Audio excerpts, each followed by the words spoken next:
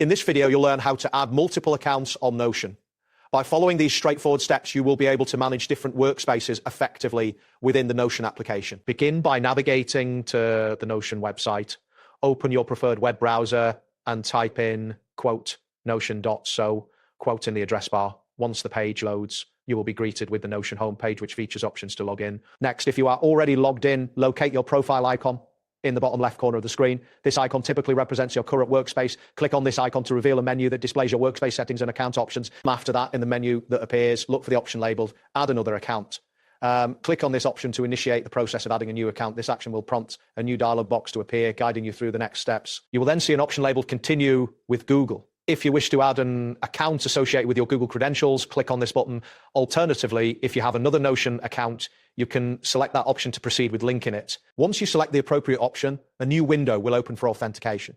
If you chose Google, sign in using your Google account credentials. If you are adding another Notion account, enter the required login details for that account. After successfully signing in, you will be prompted to choose the workspace of the account you want to connect. Select the desired workspace from the list provided.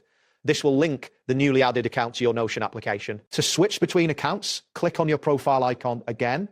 You will now see multiple accounts listed. Click on the profile of the account you wish to access and Notion will switch to that workspace seamlessly. And there you have it. You've now successfully added multiple accounts on Notion, enabling you to manage different projects and collaborations more efficiently.